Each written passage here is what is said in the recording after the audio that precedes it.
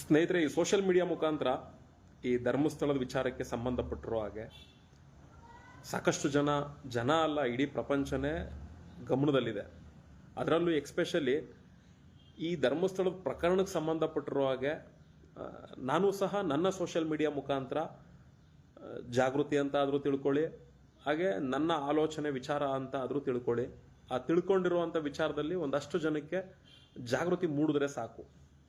ನೋಡಿ, ಖಂಡಿತ ನಾವಂತೂ ಎಡಪಂಥೀಯವರು ಅಲ್ಲ, ಬಲಪಂಥೀಯವರು ಅಲ್ವೇ ಅಲ್ಲ. ಮತ್ತೆ ಧರ್ಮಸ್ಥಳದಲ್ಲಿ ಮಂಜುನಾಥ ಸ್ವಾಮಿಯ ಹೆಸರನ್ನ ಹಾಳು ಮಾಡೋದಾಗಿರ್ಲಿ, ಮತ್ತೆ ಆ ದೇವ್ರನ್ನ ತೇಜೋವಧೆ ಮಾಡೋದಾಗಿರ್ಲಿ, ಖಂಡಿತ ನಮ್ಮ ವಿವೇಕದಲ್ಲಿ ಅದು ಇಲ್ಲಕ್ಕೂ ಇಲ್ಲ, ಅದು ಬರೋದು ಬೇಡ, ಅದು ಬರೋದು ಇಲ್ಲ. ಇಲ್ಲಿ ಅತಿ ಮುಖ್ಯವಾಗಿ ನಡೆದಿರೋದು ಇಷ್ಟೇ, ಊರು ಬಂದು ಧರ್ಮಸ್ಥಳ ಅಷ್ಟೇ. ಅದಕ್ಕೆ ಇನ್ಯಾವ್ದಾದ್ರು ಬೇರೆ ಊರಿದ್ರೆ ಆ ಊರ ಹೆಸರನ್ನ ಹೇಳ್ಬೋದಾಗಿತ್ತು. ಊರ ಹೆಸರು ಧರ್ಮಸ್ಥಳ. ಇಲ್ಲಿ ಕೆಲವರು ಪಾಪಿಗಳಿದ್ದಾರೆ ಅಂತ ಹೇಳ್ತಾರೆ, ಇನ್ನು ಕೆಲವರು ಅವರು ಪಾಪಿಗಳಲ್ಲ ಪುಣ್ಯಾತ್ಮರು ಅಂತ ಹೇಳ್ತಾರೆ. ನಡೀತಿರುವಂಥ ವಿದ್ಯಮಾನ ನಾನು ಹೇಳ್ತಾ ಇರೋದು. ಇಲ್ಲಿ ಪಾಪಿ ಯಾರು, ಪುಣ್ಯಾತ್ಮ ಯಾರು, ಇದನ್ನ ಮಂಜುನಾಥ ಸ್ವಾಮಿ ಬಂದು ಹೇಳಬೇಕು. ಅದು ಈ ಕಲಿಯುಗದಲ್ಲಿ ಖಂಡಿತ ಸಾಧ್ಯ ಇಲ್ಲ.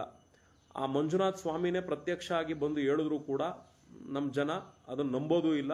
ಯಾಕೆ ಅಂದರೆ ಇದು ಕಲಿಯುಗ, ದೇವ್ರ ಹೆಂಗೆ ಪ್ರತ್ಯಕ್ಷ ಆಗ್ತಾನೆ ಅಂತಾರೆ. ಹಾಗಾಗಿ ಮಂಜುನಾಥ ಸ್ವಾಮಿ ಬರೋದಿಲ್ಲ. ಮಂಜುನಾಥ ಸ್ವಾಮಿ ಇವರು ಪಾಪಿ ಪುಣ್ಯಾತ್ಮರು ಅಂತ ಹೇಳೋದಿಲ್ಲ. ಆದರೆ ಸಮಾಜದಲ್ಲಿ ಸ್ವಾಸ್ಥ್ಯ ಅಂತೂ ಹದಗೆಟ್ಟಿದೆ, ಅದಂತೂ ಗೊತ್ತಿರೋದೆ.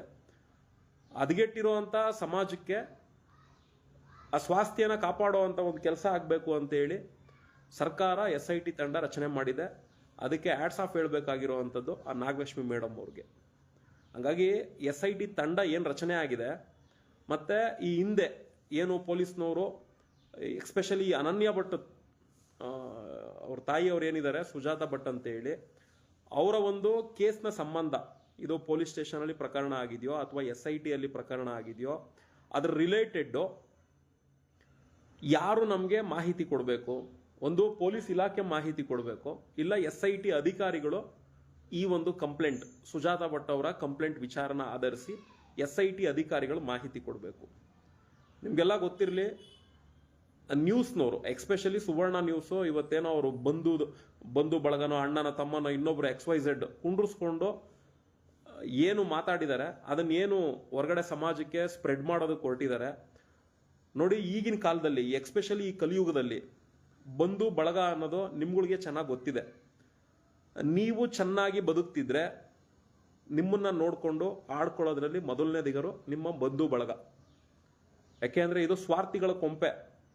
ಇಲ್ಲಿ ಮುಖ್ಯವಾಗಿ ಒಬ್ಬ ಮನುಷ್ಯನಿಗೆ ಮುಖ್ಯವಾಗಿ ನೊಂದ್ಕೊಳ್ಳೋವಂಥದ್ದು, ಪಾಪ ಪ್ರಜ್ಞೆ ಕಾಡುವಂಥದ್ದು ಅವನ ಕುಟುಂಬಕ್ಕೆ ಮಾತ್ರ. ಅದು ಅವನು ಯಾರು ತುಂಬ ಇಷ್ಟಪಡ್ತಾರೆ ಅಂಥವ್ರು ಏನಾದರೂ ತೇಜೋವಧೆ ಮಾಡಿದ್ರೆ ಮಾತ್ರ.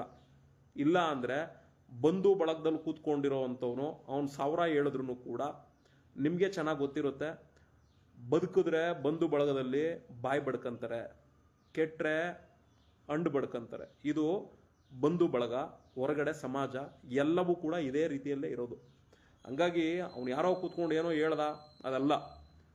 ಆ ತಾಯಿ ಎಲ್ಲಿ ಕಂಪ್ಲೇಂಟ್ ಕೊಟ್ಟಿದ್ದಾರೆ, ಪೊಲೀಸ್ ಸ್ಟೇಷನಲ್ಲಿ ಕಂಪ್ಲೇಂಟ್ ಕೊಟ್ಟಿದ್ದಾರಾ, ಅದಕ್ಕೆ ರಿಲೇಟೆಡ್ ಯಾವ ಒಬ್ಬ ಅಧಿಕಾರಿ ಅದ್ರ ಬಗ್ಗೆ ತನಿಖೆ ಮಾಡ್ತಿದ್ದಾನೆ, ಆ ವ್ಯಕ್ತಿ ಏನು ಆ ತನಿಖೆಯ ವರದಿ ಕೊಡ್ತಾನೆ ಅದೇ ಸತ್ಯ.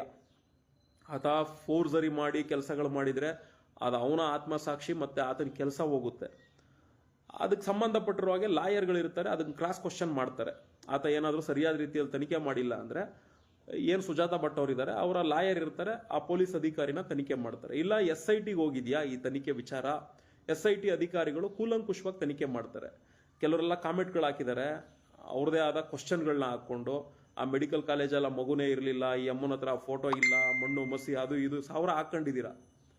ನೀವೇನೆಲ್ಲ ಹಾಕೊಂಡಿದ್ದೀರಲ್ಲ ಅದನ್ನ SIT ಅಧಿಕಾರಿಗಳು ನಿಮ್ಗಿಂತ 10ರಷ್ಟು ಅವ್ರನ್ನ ಕ್ರಾಸ್ ಕ್ವಶನ್ಗಳು ಮಾಡ್ತಾರೆ, ತನಿಖೆಗಳನ್ನು ಕೂಡ ಮಾಡ್ತಾರೆ. SIT ಅಧಿಕಾರಿಗಳಿಲ್ವಾ, ಸಂಬಂಧಪಟ್ಟಿರೋ ಪೊಲೀಸರು ಯಾರು ಇರ್ತಾರೆ, ಆ ಒಂದು ಕ್ರಮ ಅದ್ರ ಮೇಲೆ ಯಾರು ಪ್ರಕರಣನ ಪ್ರೋಸೆಸ್ ಮಾಡ್ತಿರ್ತಾರೆ ಆ ಅಧಿಕಾರಿ ಅದನ್ನೆಲ್ಲ ತನಿಖೆ ಮಾಡ್ತಾರೆ. ಅದರಲ್ಲಿ ಏನಾದರೂ ಆ ಮಹಿಳೆ ತಪ್ಪುಗಳು ಮಾಡಿದ್ರು ಅಂದರೆ ಖಂಡಿತ ಆ ಮಹಿಳೆ ಮೇಲೆ ಕಾನೂನಾತ್ಮಕವಾಗಿ ಏನು ಕ್ರಮ ಜರುಗಿಸ್ಬೋದೋ ಅದು ಜರುಗಿಸುವಂಥ ಕೆಲಸ ಇಲಾಖೆ ಮಾಡೇ ಮಾಡುತ್ತೆ. ಒಂದು ವೇಳೆ ಸುಳ್ಳು ರೀತಿಯಲ್ಲಿ ಏನಾದರೂ ಅಧಿಕಾರಿಗಳೇನಾದರೂ ತನಿಖೆಯಲ್ಲಿ ಅವ್ರದೇ ಆದ ರೀತಿಯ ವರ್ತನೆಗಳನ್ನ ತೋರಿಸಿ ಅದನ್ನ ತದ್ವಿರುದ್ಧವಾಗಿ ಏನಾದರೂ ಮಾಡಿದ್ರು ಅಂದರೆ ಅದಕ್ಕೆ ರಿಲೇಟೆಡ್ ಲಾಯರ್ ಇರ್ತಾರೆ, ಅದಕ್ಕೇನು ಕ್ರಾಸ್ ಕ್ವಶನ್ ಹಾಕಬೇಕು ಅದನ್ನ ಹಾಕ್ಕೊಂಡು ಕಾನೂನು ಮುಖಾಂತರ ಅವ್ರಿಗೇನು ಚಾಟಿ ಏಟ್ ಕೊಡಬೇಕು ಅದನ್ನ ಕೊಡೋ ಅಂತ ಕೆಲಸ ಮಾಡ್ತಾರೆ. ಇದೇ ಸತ್ಯ. ಇದನ್ನ ಬಿಟ್ಟು ಅವ್ರ ಅಣ್ಣ ಬಂದ, ಅವನ ತಮ್ಮ ಬಂದ, ಬಂಧು ಬಳಗ ಎಲ್ಲ ನೋಡ್ಬಿಟ್ಟಿರ್ತಾರೆ. ಯಾಕೆ ಅಂದರೆ ಬದುಕ್ತಾ ಇರ್ತಾರಲ್ಲ, ನೋಡಿ ಸಹಿಸ್ಕೊಳಕ್ಕಾಗದೇ ಇರೋವಂಥವ್ರು ಬಂಧು ಬಳಗದಲ್ಲಿರೋರಿಗೆ ಅವ್ರಿಗೆ ಆಗದೆ ಇರೋರು ಇರ್ಬೋದು. ಇಲ್ಲಿ ಒಂದೇ ಅತಿ ಮುಖ್ಯವಾಗಿ, ತಂದೆ ಅನ್ಸ್ಕೊಂಡ್ರೆ ಹೆಂಡತಿ ಮಗು, ಮಗು ಅನ್ಸ್ಕೊಂಡ್ರೆ ತಂದೆ ತಾಯಿ, ಹೆಂಡತಿ ಅನ್ಸ್ಕೊಂಡ್ರೆ ಮಗು ಯಜಮಾನ್ರು. ಈ ಮೂರೇ ಜನ, ಈ ಮೂರೇ ಒಂದು ರೌಂಡ್ ಸರ್ಕಲ್. ನೀವೇ ನೋಡಿರ್ಬೋದು ಚೈತ್ರ ಕುಂದಾಪುರ ಅವ್ರ ವಿಚಾರದಲ್ಲಿ. ಬಿಡಿ, ಆ ಹೆಣ್ಮಗು ಮದುವೆ ಆಗಿದೆ, ಆ ಹುಡುಗಿ ಜೀವನ ಆ ಹುಡುಗಿದು, ಅವ್ರದ್ದು ಏನು ತಪ್ಪು ಒಪ್ಪುಗಳಿದೆಯೋ ಅದೇನೇನಾಗ್ತದೋ ಅದು ಕಾನೂನು ನೋಡ್ಕೊಳ್ಳುತ್ತೆ. ಸ್ವತಃ ಅವ್ರ ತಂದೆ ಬಂದು ಒಂಥರ ಮಾತಾಡ್ತಾರೆ, ಅವ್ರ ತಾಯಿ ಬಂದು ಒಂಥರ ಮಾತಾಡ್ತಾರೆ. ಯಾರು ಪರ್ಫೆಕ್ಟ್? ಯಾರು? ಮಗಳು ಪರ್ಫೆಕ್ಟಾ? ತಂದೆ ಪರ್ಫೆಕ್ಟಾ? ತಾಯಿ ಪರ್ಫೆಕ್ಟಾ? ಇದನ್ನ ಯಾರು ಕೂಡ ಮಾಡಕ್ ಸಾಧ್ಯನೇ ಇಲ್ಲ. ನ್ಯಾಯ ಮಾಡೋದಕ್ಕೆ ಯಾರಿಂದಲೂ ಸಾಧ್ಯ ಇಲ್ಲ. ಇದು ಅದೇನೆ. ಆ ಅಮ್ಮ ತಪ್ಪು ಮಾಡಿರ್ಬೋದಾ, ಕಾನೂನು ಕಣ್ಣು ಮಣ್ಣೆರ್ಸ್ತಿರ್ಬೋದಾ, ಇಲ್ಲ ನೀವು ಹೇಳ್ತಿರಲ್ಲ ಯಾರೋ ಪಾಪಿಗಳು ಪುಣ್ಯಾತ್ಮರುಗಳು ಅಂತ, ಇಂಥವ್ರ ಮೇಲೆ ಏನಾದರೂ ಕಳಂಕ ತರ ಕೊಟ್ಟಿದಾರಾ, ಅದೆಲ್ಲ ತನಿಖೆಯಲ್ಲಿ ಬಂದೇ ಬರುತ್ತೆ. ಇವ್ರು ಹೆಂಗೆ ನಾವು ಹಿಂಗೆಲ್ಲ ಮಾಡ್ತಿದೀವಿ ಅಂತಾರೆ, ಅವ್ರುಗಳು ಅದು ತದ್ವಿರುದ್ಧವಾಗಿರೋರು ಇದನ್ನೆಲ್ಲ ಕ್ರಾಸ್ ಕ್ವಶನ್ ಮಾಡೇ ಮಾಡ್ತಾರೆ. ಅವಾಗಲ್ಲ ಅವ್ರು ತಗ್ಲಾಕೊಳ್ಳೇಬೇಕು. ಸತ್ಯ ಯಾವತ್ತಿದ್ರೂ ಕೆಂಡ, ಅದು ಇವತ್ತಲ್ಲ ನಾಳೆ ಅದು ಯಾರನ್ನೋ ಒಬ್ರು ಸುಡಲೇಬೇಕು, ಸುಡುತ್ತೆ. ಅಲ್ಲಿವರೆಗೂ ನಮ್ಮವ್ರಿಗೆ ಯಾರಿಗೂ ಕಾಯಕ್ಕೆ ಪೇಷನ್ಸ್ ಇಲ್ಲ. ಯಾಕೆಂದ್ರೆ ಈ ಮಾಧ್ಯಮಗಳು ಮಾಡ್ತಾ ಇರೋದೇ ಇದು. ಇವರು ಎಲ್ಲಿ ಕ್ರಾಸ್ ಕ್ವಶನ್ ಮಾಡಬೇಕು? ಈಗ ಭೀಮಾ ಅನ್ನೋ ವ್ಯಕ್ತಿ ಬಂದಿದ್ದಾನೆ, ಸಾಕ್ಷಿಯಾಗಿ ಮುಂದೆ ನಿಂತಿದ್ದಾನೆ, ಆತ ಬುರುಡೆ ತೋರಿಸ್ತಿದಾನೋ, ಅಸ್ಥಿ ಪಂಜರ ಸಿಕ್ತಿದೆಯೋ ಇಲ್ವೋ, ಅಥವಾ ಸಿಕ್ಕೇ ಇದಾವೋ, ಇದನ್ನ ಮಾಧ್ಯಮಗಳು ಕ್ರಾಸ್ ಕ್ವಶನ್ ಮಾಡಬೇಕು. ಈಗ ನಿನ್ನೆ ವಿಧಾನಸೌಧದಲ್ಲಿ ಕಲಾಪ ನಡೀತು. ಅದರಲ್ಲಿ ವಿರೋಧ ಪಕ್ಷದ ನಾಯಕ ಆರ್ ಅಶೋಕ್ ಅವರು ಗೃಹ ಮಂತ್ರಿನ ಪ್ರಶ್ನೆ ಮಾಡಿ ಕೇಳಿದ್ರು. ಮಧ್ಯಂತರ ವರದಿ ಆದ್ರೂ ಹೇಳಿ ಅನ್ನೋ ರೀತಿಲಿ ಕೇಳಿದ್ರು. ಇನ್ನೂ ವರದಿ ನಾನು ತಗೊಂಡಿಲ್ಲ, ನಾನು ತೋರಿಸ್ಕೊಳಕ್ ಹೋಗಿಲ್ಲ, ನಡೀತಾ ಇದೆ ಇನ್ನೂ ತನಿಖೆ ಅಂತ ಪರಮೇಶ್ವರ್ ಅವರು ಹೇಳಿದ್ರು. ಮಧ್ಯಂತರ ವರದಿ ಆದ್ರೂ ಕೊಡಿ ಅಂತ ಕೇಳಿದ್ರು. ರಿಲೇಟೆಡ್ ಯಾರನ್ನು ಕೇಳಬೇಕೋ ಅವ್ರನ್ನ ಕೇಳಿದ್ದಾರೆ. ಈಗ ಯಾರು ಕೊಡಬೇಕು? SIT ಅಧಿಕಾರಿಗಳು ಹೋಗಿ ಆರ್ ಅಶೋಕ್ ಅವರು ಕೊಡಲ್ಲ. SIT ಅಧಿಕಾರಿಗಳು ಹೋಗಿ ಪರಮೇಶ್ವರ್ ಅವ್ರಿಗೆ ಕೊಡಬೇಕು. ಹೋಮ್ ಮಿನಿಸ್ಟ್ರು ಅವರು ಅಧಿವೇಶನದ ಮುಂದೆ ಅದನ್ನ ಮಂಡಿಸ್ತಾರೆ. ಆಗ ಮಧ್ಯಂತರ ವರದಿ ಏನಿದೆ ಅನ್ನೋದು ಗೊತ್ತಾಗ್ತದೆ. ಹಂಗೆ ಇಲ್ಲಿ ಏನ್ ತಪ್ಪು ಒಪ್ಪುಗಳು ನಡೆದಿದ್ದಾವೆ, SIT ಅಧಿಕಾರಿಗಳು ಬಂದು ಸ್ಟೇಟ್ಮೆಂಟ್ ಕೊಡೋವರೆಗೂ ಕೂಡ ಯಾರೋ ತಡ್ಕೊಳ್ಳೋ ಅಂತ ತಾಳ್ಮೆನೇ ಇಲ್ಲ. ಅವನು ಯಾವನೋ ಕರೆಸ್ತಾ 4 ಜನದ ಮುಂದೆ ಕುಂಡ್ರಿಸ್ಬಿಟ್ಟ, ಅವ್ನು ಯಾರೋ ಬಂಧುನೋ ಬಳಗನ ಯಾವನ್ನೋ ಕುಂಡ್ರಿಸ್ಬಿಟ್ಟು ಅವನ ಹತ್ರ ಏನೋ ಅವ್ನಿಗೆ ಆಗ್ದೇನೆ ಇರ್ಬೋದ ಎಮ್ಮನ್ ಕಂಡ್ರೆ? ಏನೋ ಇರ್ತವೆ ಫ್ಯಾಮಿಲಿ ಮ್ಯಾಟ್ರ್ಗಳು, ಯಾರಿಗೆ ಗೊತ್ತಿರ್ತದೆ. ಅವ್ನು 1000 ಪುಂಗ್ತಿರ್ಬೋದು, ಅವ್ನು ಪುಂಗವ್ನು ಅವನೇ ಸತ್ಯ ಹರಿಶ್ಚಂದ್ರನ? ಸಾಧ್ಯನೇ ಇಲ್ಲ. ಕಾನೂನಲ್ಲಿ ಅವ್ನು ಬಂದು ಕೋರ್ಟ್ ಕಟ್ಕಟ್ಟಲ್ಲಿ ಹೇಳಿ ನೋಡೋಣ. ಬರೋದೇ ಇಲ್ಲ ಅಣ್ಣಂದ್ರು, ಸಮನ್ಸ್ ಕೊಟ್ಟರು ಬರಲ್ಲ. ಇಂಥದ್ದೆಲ್ಲ ನಡೀತಾ ಇದ್ದಾವೆ, ಕಾನೂನು ವ್ಯವಸ್ಥೆ ಒಳಗಡೆ ನಡೀತಾ ಇದ್ದಾವೆ. ಮಾಧ್ಯಮದಲ್ಲೇನು ಬಂದು ಕೂತ್ಕೊಂಡು ಪುಂಗ್ಬಿಟ್ಟು ಹೋಯ್ತಾರೆ, ನೋಟಿಸ್ ಕೊಟ್ಟರೆ ಒಬ್ಬನ ಮಕ್ಕಳು ಬರಲ್ಲ ಕೋರ್ಟ್ಗೆ. ಇಂಥದ್ದೆಲ್ಲ ನಡೀತವೆ. ದಯವಿಟ್ಟು ಜನ ಊಹಾಪೋಹದ ವಿಚಾರಗಳನ್ನ ನಂಬಕ್ ಹೋಗ್ಬೇಡಿ. ಆಮೇಲೆ ಈ ಭೀಮಾ ಅನ್ನೋ ವಿಚಾರದಲ್ಲೂ ಅಷ್ಟೇ, ಮೂಳೆ ಸಿಕ್ಕಿದೆಯೋ ಸಿಕ್ಕಿಲ್ವೋ ಇದು ಅಧಿಕಾರಿಗಳು ಹೇಳ್ಬೇಕು. ಫಸ್ಟ್ ಆಫ್ ಆಲ್ ಈ ನಡೆದಿರೋ ಈ ದೊಡ್ಡ ಘಟನೆಗೆ ಸಾಕ್ಷಿ ಹೇಳೋದಕ್ಕೆ ಮುಂದೆ ಬರ್ತಾರಲ್ಲ, ಆ ಗುಂಡಿಗೆನ್ ಮೆಚ್ಚಬೇಕು. ಅವ್ನ್ ಬುರುಡೆ ಸಿಗ್ತದೋ, ಅಸ್ಥಿ ಪಂಜರ ಸಿಗದೆ ಹೋಗ್ತದೋ, ಸಿಗ್ಲಿಲ್ಲ ಅಂದ್ರೆ SIT ಅಧಿಕಾರಿಗಳು ಅವ್ನು ನಿಡಾ ಹೊಡಿತಾರೆ, ಅದಂತೂ ಫಿಕ್ಸು. ಅದೇನೋ ಅದು ಮಾಡ್ತದ, ಅದು ಇಲಾಖೆ ಮಾಡುತ್ತೆ. ಆದ್ರೆ ಅವ್ನು ನಾನು ತೋರಿಸ್ತೀನಿ ಅಂತ ಬಂದಿದ್ದಾನಲ್ಲ ರೀ, ಒಂದು ಕಾಮನ್ ಆಗಿ ಥಿಂಕ್ ಮಾಡೋಣ ಎಲ್ರು. ಈಗ ಭೀಮಾ ಅನ್ನೋ ವ್ಯಕ್ತಿ ಒಂದು 13 ಪಾಯಿಂಟ್ ತೋರಿಸಿದ್ದಾನೆ. ಈಗ ಅವನು ಉಣಿರೋದು ಯಾವಾಗ? 12-13 ವರ್ಷದ ಹಿಂದೆ ಉಣಿದಾನೆ. ಏನಲ್ಲಿ ಅವನು ಪಾಯಿಂಟ್ ಮಾಡಿರೋ ಜಾಗದಲ್ಲಿ ಏನಾದರೂ ಒಂದು ಮರಗಳನ್ನ ನೆಟ್ಟಿದ್ನಾ?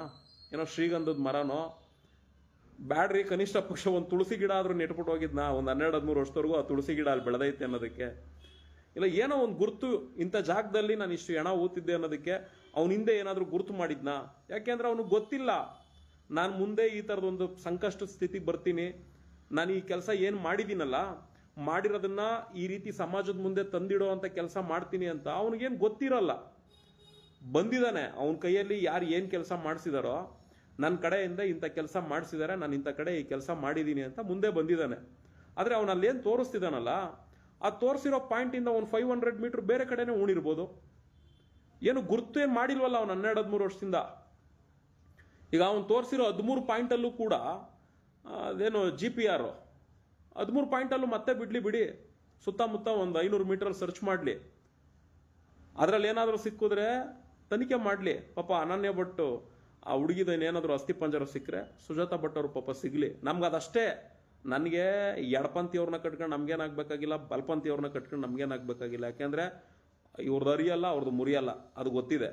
ಮತ್ತು ಅವ್ರ್ಯಾರೋ ಪಾಪಿಗಳು, ಇವ್ರ್ಯಾರೋ ಪುಣ್ಯಾತ್ಮರುಗಳು, ಅದು ಮಂಜುನಾಥ ಸ್ವಾಮಿನೇ ಡಿಸೈಡ್ ಮಾಡಬೇಕು.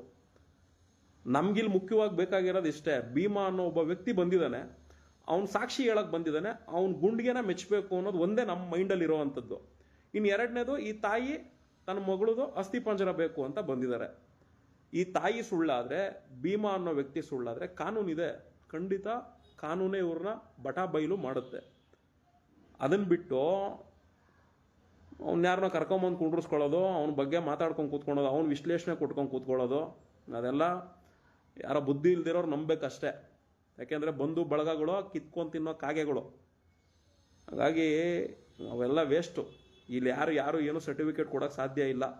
ಸರ್ಕಾರದ ಕಾನೂನು, ಸರ್ಕಾರದ ಲಿಖಿತದಲ್ಲಿ ಸರ್ಟಿಫಿಕೇಟ್ ಬಂದರೆ ಮಾತ್ರ ಇವನು ತಪ್ಪಿತಸ್ಥ ಅಂತ ಹೇಳ್ಬೋದೇ ಹೊರತು ಇನ್ಯಾರು ಸರ್ಟಿಫಿಕೇಟ್ ಕೊಡೋಕ್ಕೆ ಸಾಧ್ಯ ಇಲ್ಲ. ದಯವಿಟ್ಟು ಅದನ್ನು ಯಾರು ಕೂಡ ನಂಬೋಕ್ಕೂ ಹೋಗಬೇಡಿ. ಮತ್ತು ಇನ್ನು ಧರ್ಮಸ್ಥಳದ ವಿಚಾರಕ್ಕೆ ಬಂದರೆ ನೋಡಿ, ನಾವಂತೂ ಮಂಜುನಾಥ ಸ್ವಾಮಿಗಳ ವಿರೋಧ ಅಲ್ವಕ್ಕೂ ಅಲ್ಲ.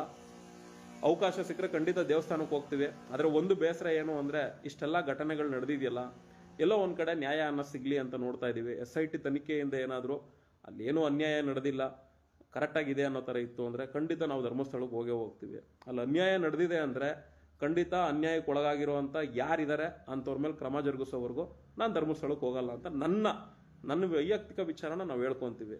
ಅಷ್ಟು ಬಿಟ್ಟರೆ ಇನ್ನೇನು ಅಲ್ಲ. ಯಾಕೆ ಅಂದರೆ ದೇವ್ರು ಇದ್ದಾನೆ ಅಲ್ವಾ. ದೆವ್ವಗಳು, ದೆವ್ವ ಇದ್ಮೇಲೆ ದೇವರು ಇದೆ, ದೇವರು ಇದೆ ಅಂದಮೇಲೆ ದೆವ್ವನೂ ಇದೆ. ಹಂಗೆ ಪುಣ್ಯಾತ್ಮರು ಅವರೇ ಅಂದರೆ ಪಾಪಿಗಳು ಅವರೇ. ಇದ್ಮೇಲೆ ಭಗವಂತ ಯಾವುದಾದ್ರೂ ಒಂದು ರೂಪದಲ್ಲಿ ಅನ್ಯಾಯ ನಡೆದಿದ್ರೆ ನ್ಯಾಯ ಕೊಡಿಸ್ಲಿ. ಅನ್ಯಾಯ ನಡೆದಿಲ್ವಾ, ತನಿಖೆ ಮುಖಾಂತರ ರಿಸಲ್ಟ್ ಬರಲಿ. ಖಂಡಿತ ಅವಾಗ ನಾವಂತೂ ಹೋಗ್ತೀವಿ. ಅದನ್ನು ತಪ್ಪಿಸೋದಕ್ಕೆ ಯಾರಿಂದಲೂ ಸಾಧ್ಯ ಇಲ್ಲ.